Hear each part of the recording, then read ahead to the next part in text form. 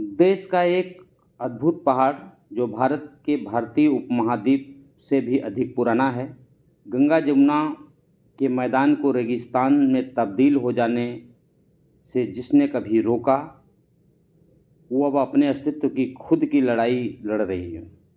जी हाँ, मैं बात कर रहा हूँ अरावली हिल्स का, जो इस समय खतरे में है। इस वीडियो में अरावली की कहानी सुनाऊंगा कि कैसे तमिलनाडु का एक जमींदार टीएन गोदावरमन की याचिका के आधार पर अरावली के मुस्तकबिल का फैसला सुना दिया गया। कैसे कोर्ट के फैसले ने देश के सबसे उम्रदराज पहाड़ के संकट के अस्तित्व को ही संकट में डाल दिया। सुनाएंगे कहानी उस अरावली की जिसमें एक तरफ भारत सरकार बचाने की दावे तो कर रही है, वहीं दूसरी तरफ अरावली की सिलसिलेवार हत्या की फरमान भी सुना रही है। नमस्कार साथियों, मेरा नाम है नीरज त्रिपाठी। आप फोकस 24 पर आपका स्वागत है। साथियों, अभी तक अगर मेरे चैनल को सब्सक्राइब नहीं किए हैं, सब्सक्राइब करके बेल आइकन दबा दें। इससे मुझे साहस मिलता है, आपके साथ होने का आभास होता है। साथियों, 20 नवंबर 2025 को सुप्रीम कोर्ट में तत्कालीन चीफ जज जेसीआई वी.आर. गवई और 2 और महान जस्टिस की खंडपीठ ने एक ऐतिहासिक फैसला सुनाया। Issue relating to definition of Aravalli hills and range नाम से जारी अरावली की नई परिभाषा की डिफिनेशन गढ़ी गई कोर्ट में। सुप्रीम कोर्ट ने अपने फैसले में सेंट्रल एम्पावर कमेटी की कुछ परिभाषा को मान्यता दे दी, जिसमें 100 मीटर से कम ऊंचे पहाड़ों को अरावली का हिस्सा नहीं माना जाएगा। साथियों, आप सोचो, ये अपने आप में कितनी शर्मनाक बात है कि जो पहाड़ हमारे आपके पैदा होने के पहले से धरती पर उपस्थित हैं, उसकी सीमा सरकार और कोर्ट तय करेगी।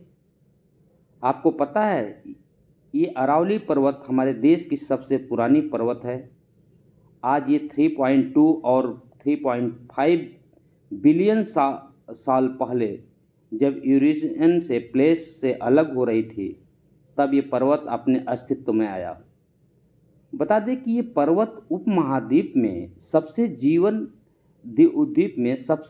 जीवन के अंकुर उस पर्वत पर ही फूटा। जब हमारा आपका जीवन शुरुआत हुआ तो यह अरावली पर्वत से ही शुरुआत हुई, लेकिन अब सत्ता, सेठ और सरकार ने मिलकर इस अरावली की परिभाषा ही बदल दी। फॉरेस्ट सर्वे ऑफ इंडिया के 2010 को रिपोर्ट को आप जब पढ़ेंगे, इस पर गौर करेंगे, तो अरावली के कुछ 12,081 पहाड़ हुआ करते थे, जबकि इसमें से महज 1,4800 फीट की मार्क को पार कर पाएंगे। मतलब अरावली पर्वत के 90% हिस्सा को अब सरकार, सेठ और कोर्ट नहीं मानेगी।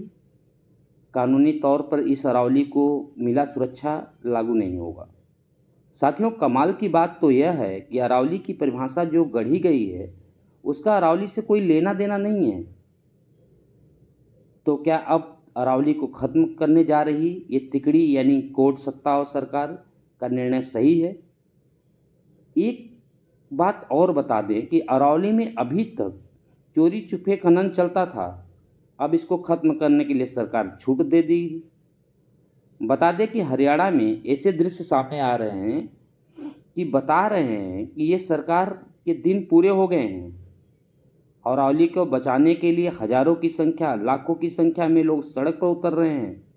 अरावली को लेकर के पंचायतें हो रही हैं, लोग वीडियो बना रहे हैं। बड़े बड़े बुजुर्ग ये बताने की कोशिश कर रहे हैं कि अगर आज पर्वत खत्म कर दोगे तो तुम्हारी लाइफ भी खत्म हो जाएगी, जीवन खत्म हो जाएगा। प्रधानमंत्री ने अपनी माँ की बात मानी हो या ना मानी हो, लेकिन साथियों, हम लोगों को बुजुर्गों की बात मान लेनी चाहिए। दरअसल साथियों, ये जो पर्वत है, ये केवल पर्वत नहीं है, ये जिंदा वो पर्वत है जो मुझे, आपको सभी को ऑक्सीजन देते हैं। सेठ लोगों को यह चूना पत्थर की खदानें दिखती हैं, मार्बल ग्रेनाइट की खदानें दिखती हैं, जबकि वास्तविकता ये है कि 24 घंटा ऑक्सीजन की ये भंडार है। सरकार को साथियों केवल एक सेठ का व्यापार दिखाई दे रहा है। हमारे प्रधानमंत्री अपना मित्रता निभा रहे हैं। उनका मानना है कुछ भी खत्म हो जाए लेकिन ये दोस्ती नहीं खत्म होनी चाहिए। साथियों, जो दिल्ली के पहाड़ हैं उनका तो इनसे कुछ हो न रहा है, जबकि जो प्रकृति ने हमें दिया है उसको खत्म करने में लगे हैं। शर्म आनी चाहिए। अब बात कर लेते हैं इसको लेकर विपक्ष के नेता क्या कहते हैं। सबसे पहले राजस्थान के एक्स सीएम यानी पूर्व मुख्यमंत्री अशोक गहलोत ने ट्विटर पर अपना डीपी को यानी प्रोफाइल को चेंज करते हुए लिखा कि आज मैंने अपनी प्रोफाइल की पिक बदलकर अरावली अभियान का हिस्सा बन रहा हूं। यह सिर्फ एक फोटो नहीं है, एक विरोध है नई परिभाषा के खिलाफ, जिसके तहत 100 मीटर से कम ऊंचे वाली पहाड़ियों को अरावली मानने से इनकार किया जा रहा है। उन्होंने आगे पोस्ट में लिखा कि मेरा आप सबसे अनुरोध है कि अपनी प्रोफाइल चेंज करके इस अभियान का हिस्सा बने। वहीं सत्ता पक्ष के केंद्रीय पर्यावरण मंत्री भूपेंद्र यादव ने कहा कि अरावली को लेकर कोई रिलैक्सेशन नहीं दिया गया है। उन्होंने कहा कि अरावली भारत के 4 राज्यों में है, दिल्ली, राजस्थान, हरियाणा और गुजरात। टोटल अरावली की 39 जिले में है, 39 जिलों का हिस्सा है। अरावली को लेकर लोगों के अंदर भ्रम फैलाया जा रहा है, जबकि उत्तर प्रदेश के पूर्व मुख्यमंत्री अखिलेश यादव कहते हैं कि अरावली को बचाना सरकार की प्राथमिकता होनी चाहिए। साथियों, अरावली को बचाने की मुहिम पूरी तरह सड़क पे आ गई है। राजस्थान से लेकर हरियाणा तक, दिल्ली से लेकर गुजरात तक लोग लाखों की संख्या में जुट रहे हैं, इस मुहिम में एक साथ आ रहे हैं। अरावली जैसे पर्वत या अरावली की बात ही कर ले केवल अभी, तो यह हमारे जीवन का एक आधार है जिससे हम जीते हैं। जब धरती पर पहाड़ नहीं होंगे, वृक्ष नहीं होंगे, पानी नहीं होगा, पानी का दोहन जिस तरीके से किया जा रहा है, वृक्ष जगह जगह काटते जा रहे हैं, शहर के फैलाव के लिए लोग बाग पूरा काट दे रहे हैं। आप रात में सैकड़ों के संख्या में पेड़ देखते हैं और जब सुबह सो के उठते हैं तो वहाँ पेड़ गायब होते हैं। लेकिन वहीं गांव के लोग, वहीं आसपास के लोग इसको लेकर के कोई मुहिम नहीं करते, इसको लेके आवाज़ नहीं उठाते। आज गांव के लोग अपने बाग ज़मीन सब बेच रहे हैं और ये रियल इस्टेट के लोग, बड़े बड़े माफिया, बड़े बड़े बिजनेसमैन पेड़ों को काट करके वहाँ पे अपार्टमेंट खड़े कर रहे हैं, फ्लैट खड़े कर रहे हैं, प्लाट बना के बेच रहे हैं। साथियों, प्रकृति के साथ खिलवाड़ हो रहा है और इसके लेकर कोई आवाज़ उठाने को तैयार नहीं है।